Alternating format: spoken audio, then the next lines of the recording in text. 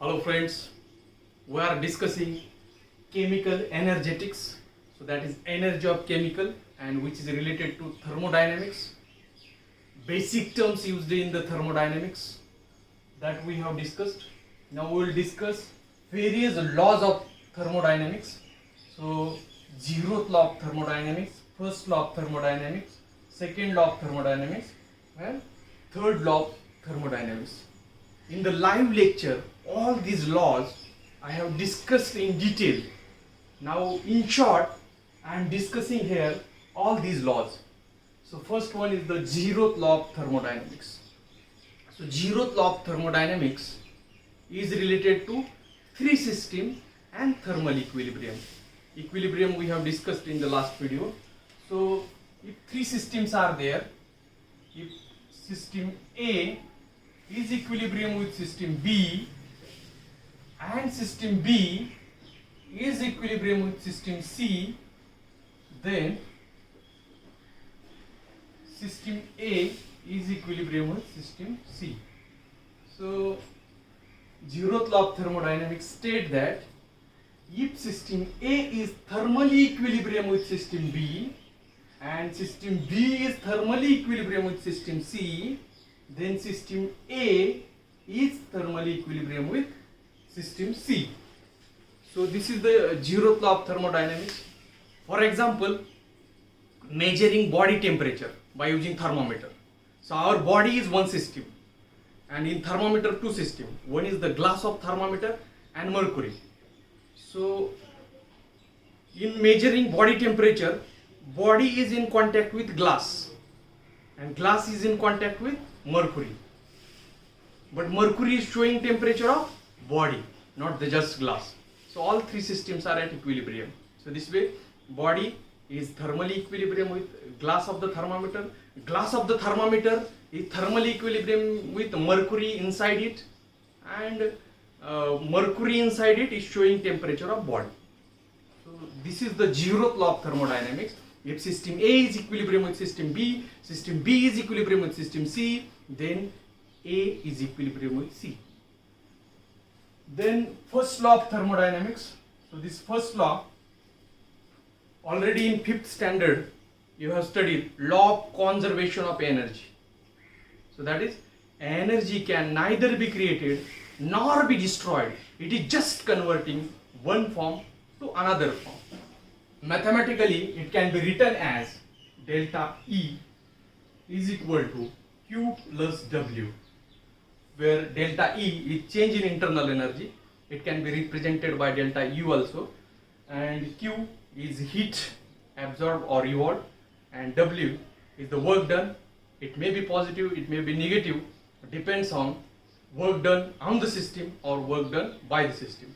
So work done on the system is positive, that is compression, positive, and work done by the system on surrounding, that is like expansion, is negative, and in that case W will be minus.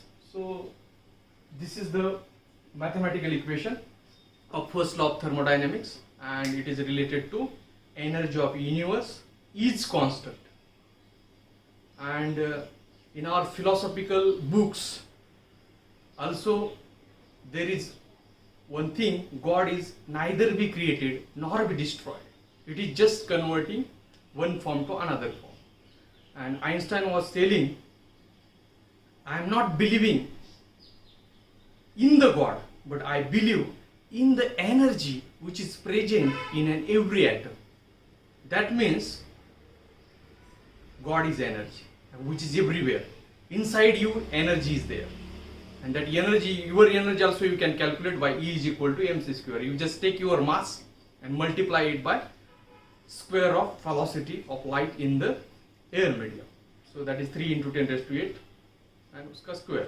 So that is E is equal to mc square. So that energy is inside you and energy is present in every atom. So that energy is God according to Einstein. So both the statement, law of conservation of energy, that is first law of thermodynamics, and about God also one statement is there, God can neither be created nor be destroyed. It is just converting one form to another form, and God is everywhere, and energy of God is there everywhere. So inside you, so all of you please feel that energy, and but just feeling is not enough. That energy should be converted to work. So the energy is there, but that energy should be converted into work. So if you are feeling that energy and converting that work, so you can do whatever you want, you can achieve your target. So all of you feel hidden potential inside you, that is hidden energy inside you, and do whatever you want to do, that is your target. Make the target and complete target. So that is first law of thermodynamics. Energy can neither be created nor be destroyed. It is just converting one form to another form. And according to Einstein, energy is God. And energy of universe is constant, or energy of isolated system is constant. So these are the various statements, and mathematically it can be written as delta E is equal to Q plus W. The next, second law of thermodynamics. But why second law was necessary? Because first law has some limitations. What are the limitations? First law is telling energy neither be created nor be destroyed. It is just converting one form to another form. But which form to which form? So flow of energy is from hot body to cold body, or cold body to hot body. So that is direction of flow of energy is not given in the first law of thermodynamics. That means if you are taking glass of water and if you are adding ice in it, if ice is giving its energy, that is energy means heat also. So heat is one form of energy. So if ice is giving its heat to the water, then water can boil and ice become more cool. Okay. So if ice is giving energy to the water, ice become more cool and water can boil. But that is not happening, we know that. So what happened?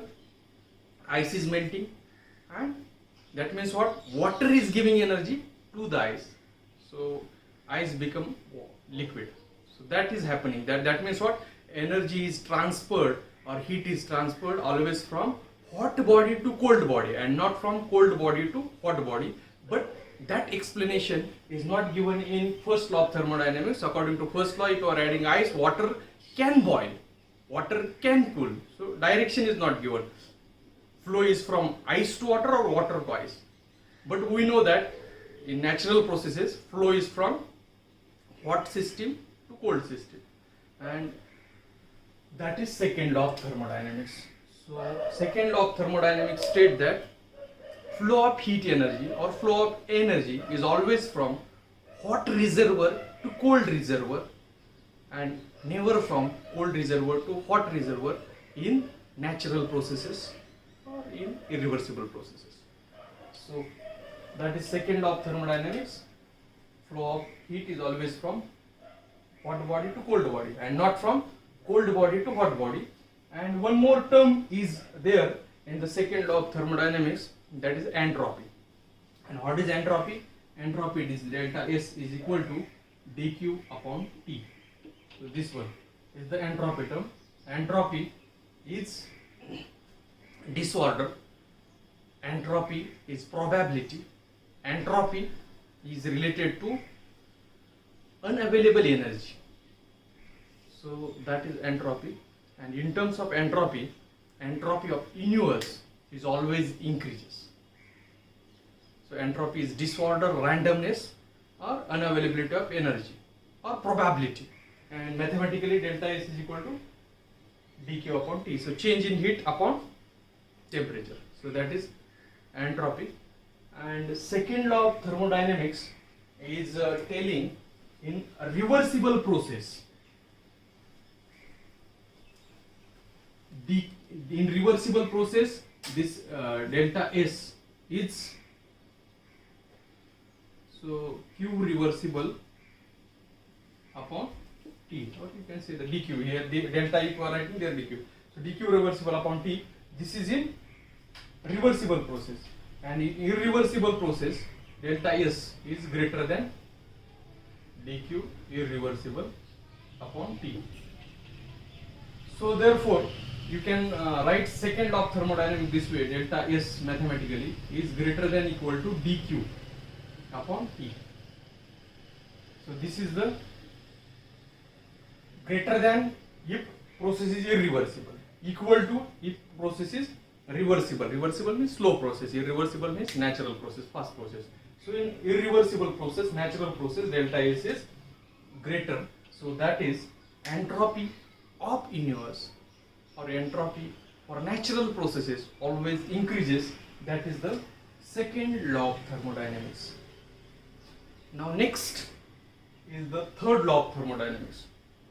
Now second law has some limitations. By using second law you can find delta S, but absolute entropy, only S at particular temperature, cannot be calculated.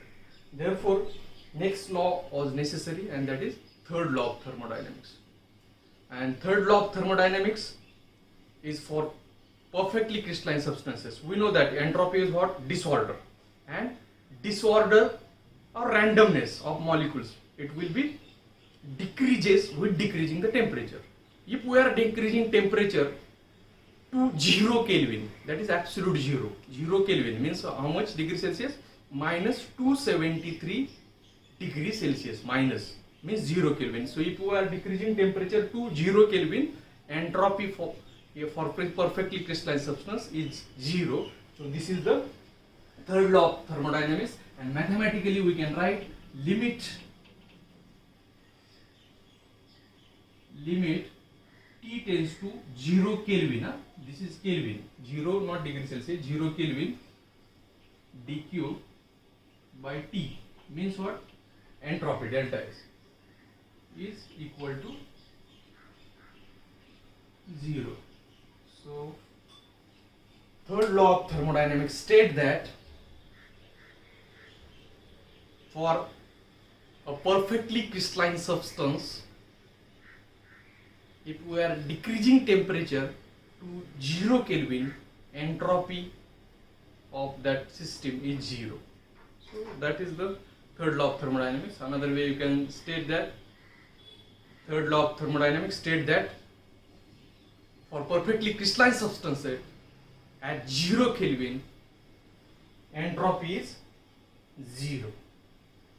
Or instead of 0 Kelvin you can write absolute 0 also. Absolute 0 means 0 Kelvin. So for perfectly crystalline substances at absolute 0 temperature, entropy is 0. So this is the third law of thermodynamics, and by using third law of thermodynamics we can calculate absolute entropy. It was very difficult to calculate absolute entropy before third law, but after third law it can be calculated. So in the next video I will show you how to calculate absolute entropy by using third law of thermodynamics. So thanks to all of you, and have a nice day.